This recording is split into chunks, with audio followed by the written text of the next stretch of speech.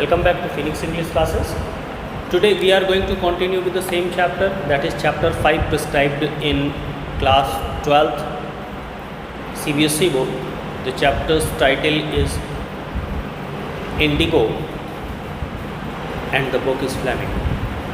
Up to now we discussed how a peasant from Champaran, that is a district of Bihar, it is an adjacent part of the foothills of the Himalayas where Nepal border touches India. That sharecropper, that peasant came to Gandhiji. Actually, he came to Indian National Congress Convention 1916 that was held in December in Lucknow. It is termed as Lucknow Convention of Indian National Congress. There he came to complain about the sharecropping and the exploitation that was done to the peasants by the landlords. This exploitation was done by the landlords because of an old arrangement of sharecropping that was in vogue at that time in Champaran, and that was a tool, a weapon with which the landlords exploited the peasants, the farmers, and their condition was getting worse day by day. To complain all these things, one of the peasants, whose name was Rajkumar Shukla, went to Lucknow Convention of the Indian National Congress in December 1916. When he reached there, someone, perhaps he was also concerned with the problems of the farmers and with the problems of the countrymen, and perhaps he knew it well that Indian National Congress was not the right platform, or the congressmen were not the right person to address such kind of problems, because they are not willingly interested in such problems of the people. They were willingly interested only in politics, only in power politics, even before the battle of freedom was won. So to ease the business of that peasant, someone told him that if you really want some kind of remedy, you should not go to the congressman, you should go to Gandhiji. He is rather a good person, and his concern is for the people of India, not for the power game of politics.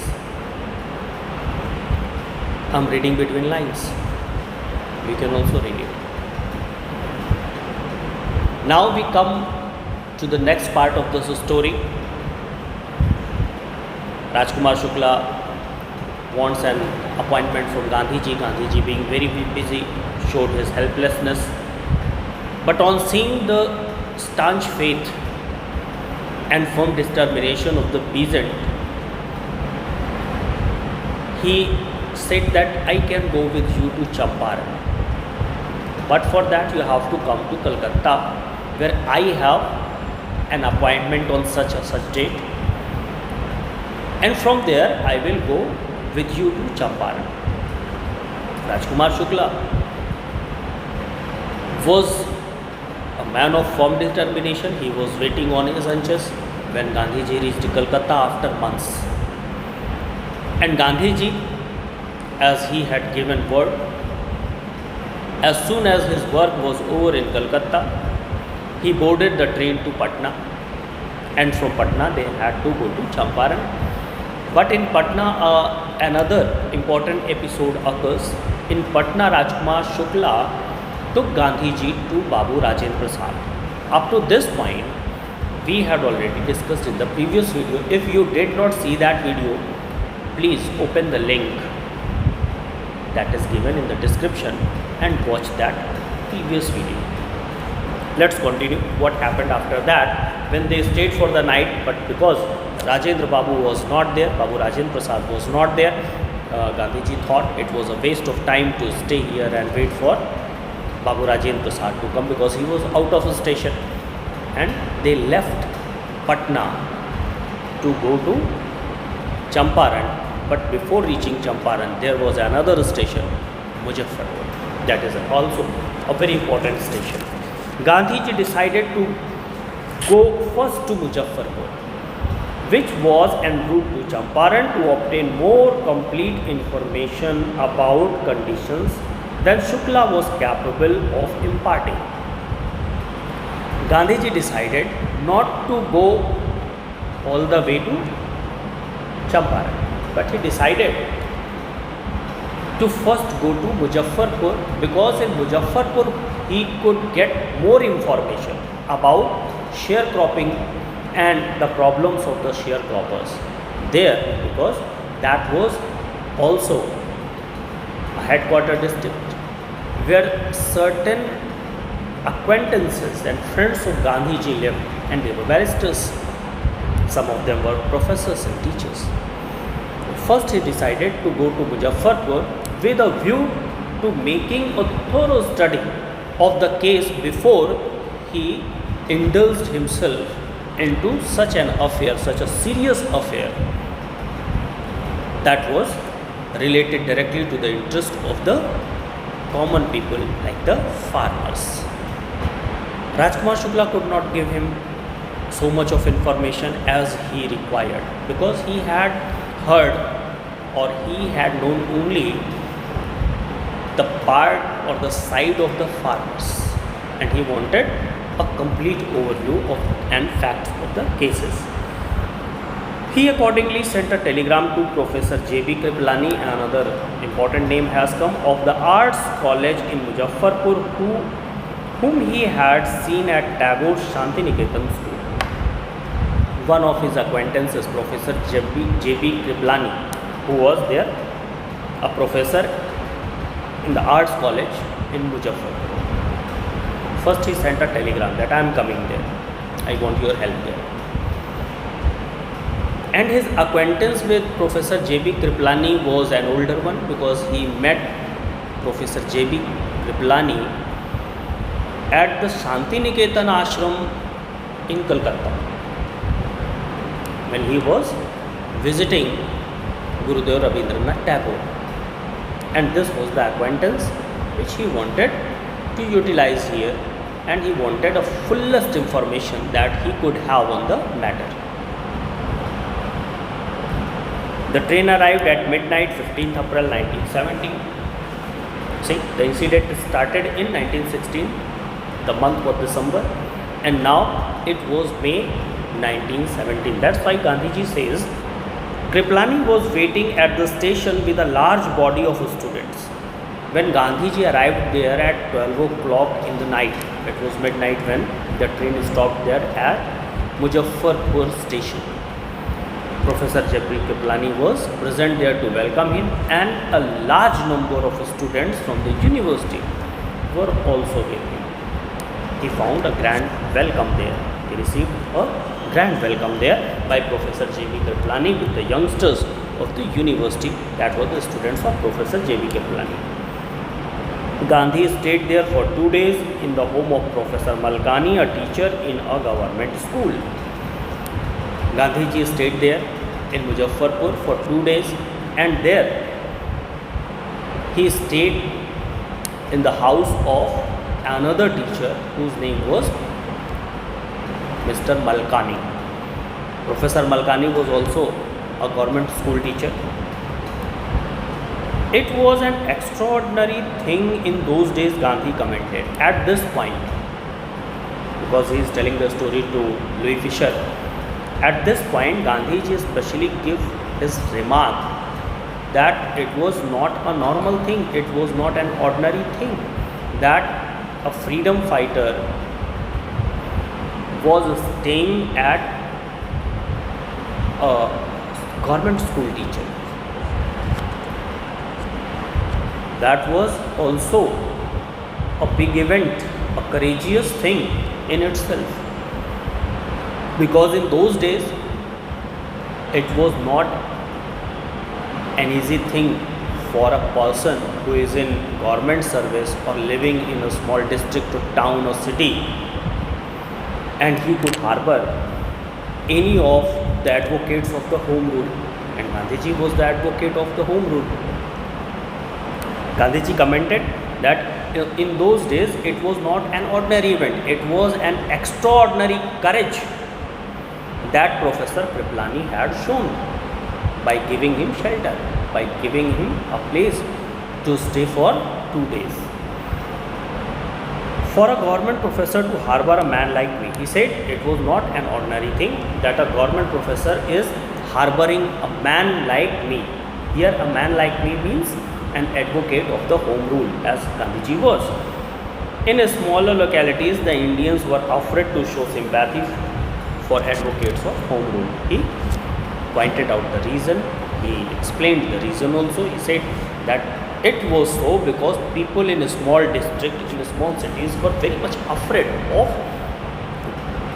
entertaining in any way to any of the advocates of home rule, and Gandhiji was one of them. He was the advocate of home rule.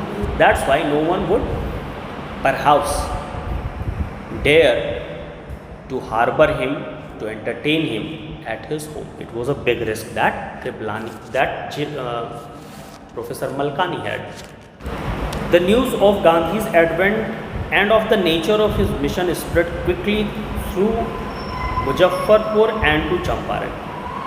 As soon as Gandhi reached there in Muzaffarpur, the news of his arrival, his purpose of arrival, and the nature of work that he was going to take in his hand had spread throughout the city, not only in Muzaffarpur, but it went to far away places, and people in Champaran, before Gandhiji could reach there, understood, came to know that Gandhiji was there to help them out. The news spread like a wildfire. Sharecroppers from Champaran began arriving on foot and by conveyance to see their champion. As soon as the news spread, the people in Champaran came to know about the advent of Gandhiji. For them, they could not stop themselves. Some came by conveyance, by the bullock carts, by the public transportation medium, and there were many who came on foot to welcome Gandhiji. In Muzaffarpur itself, they did not wait for 2 or 3 days for Gandhiji's arrival to Champaran, but they decided to go to Gandhiji to receive him at Muzaffarpur. They assembled in Muzaffarpur. Muzaffarpur lawyers called on Gandhi to brief him. They frequently represented peasant groups in court. They told him about their cases and reported the size of their fee. All the activities started. Gandhiji tried to meet all the lawyers, all the barristers who were fighting the cases of these peasants, to know the particulars of the cases, to know the pros and cons, the merits and demerits of the cases, what was the proceeding, how was the case going on. Everything was briefed to him by those lawyers who were fighting cases in the court of justice for the sharecroppers. But Gandhiji was not only interested in how the case was being fought, what kind of case was going on, and what are the possibilities of winning or losing. He was interested in all the minute things that was the part and parcel of the case, because the cases were of the poor farmers, peasants, the deprived ones. He asked for the fees. He said, it's all okay that you are fighting the cases of these poor peasants, either they are getting justice or not, but what is the size of your fees? The barristers told him that because the cases are of peasants and they come in masses, the size of fees is very big. This situation of the poor people, the deprived people, the farmers, the peasants in court of justice has never changed. Even today, the same thing is going on. No barrister thinks of the poor people. No barrister thinks of justice that should come to the poor in the same manner as to the rich ones.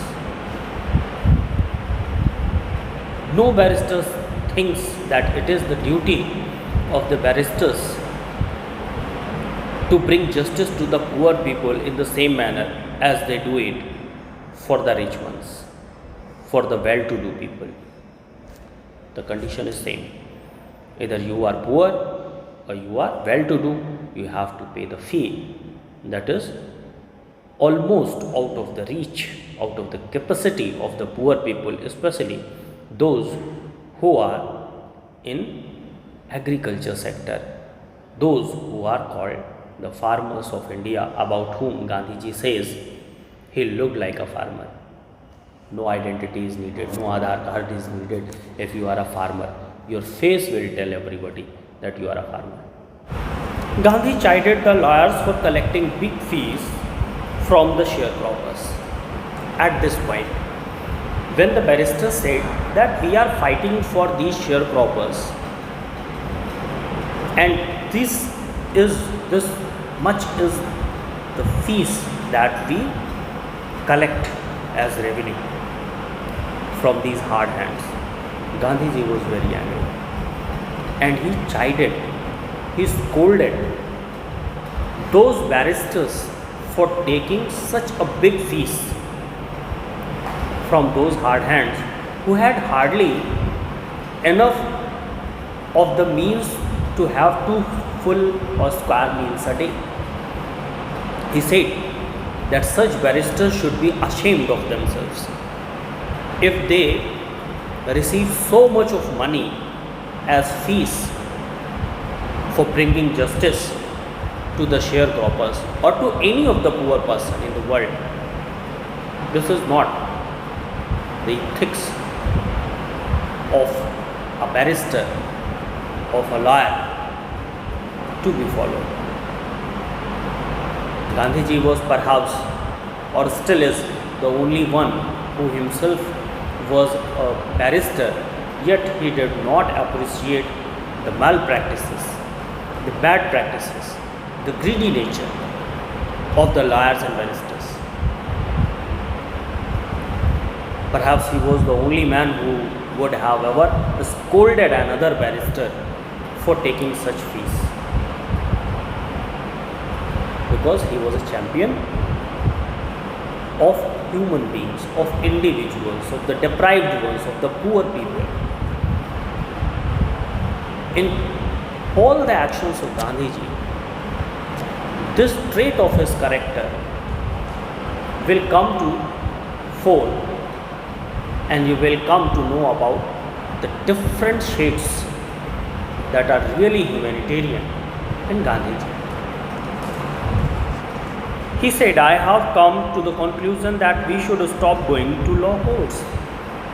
He at once said, he came to a conclusion and said that no matter we are representing these farmers, these peasants in the court and the case is going on, but such kind of cases will never be settled in the favor of the peasants, the poor people, the farmers. So there is no use of going to the court of justice, because we are not going to get justice for the poor farmers.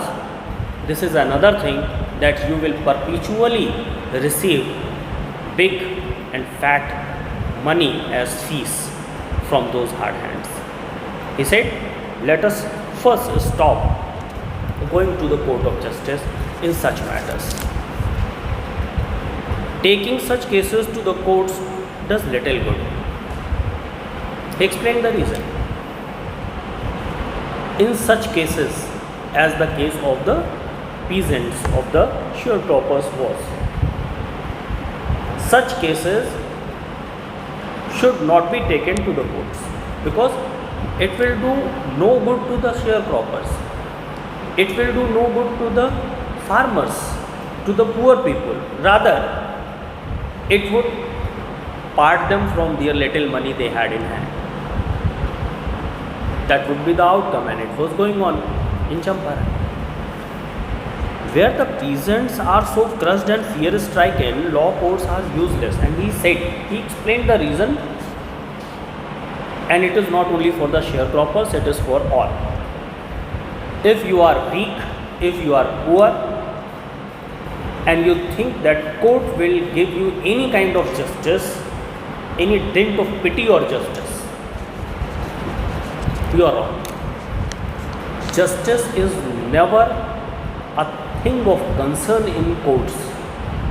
From the time when the English people ruled over us up to the time when we have our own rule in free India, in independent India, the justice remains the same.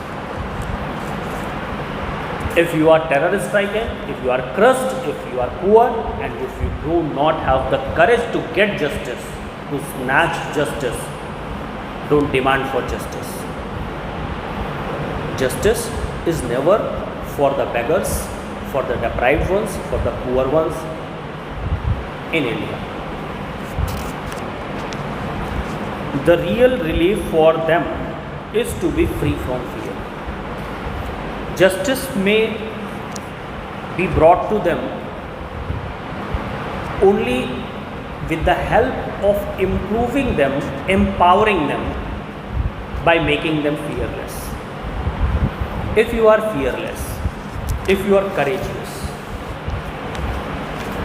your poverty will not hinder.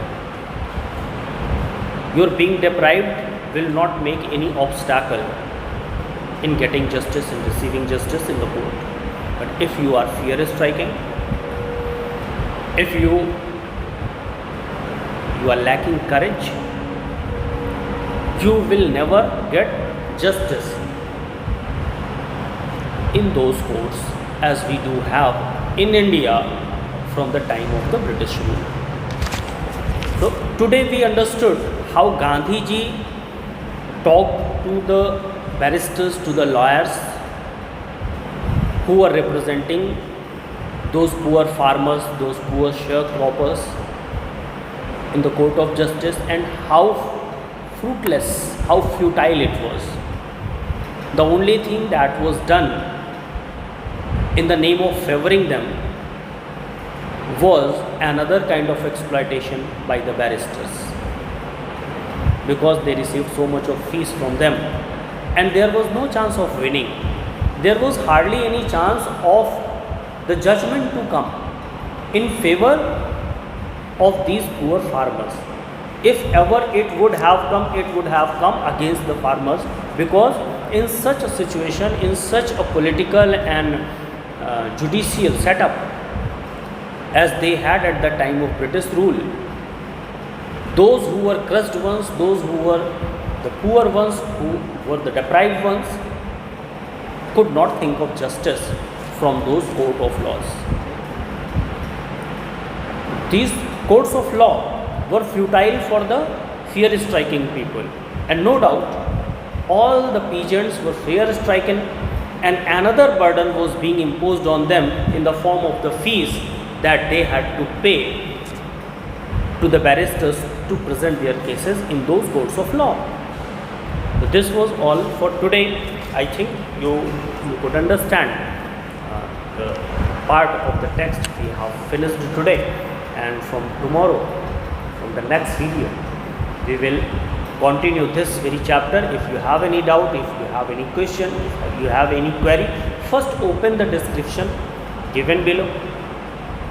Maybe your query, your doubt is answered there. There is a link also which will send you to the question answer part of this story, this chapter. Even then, if you have any doubt, You may ask me your questions in the comment box. You can WhatsApp me personally. Keep studying at home. Be safe. Goodbye.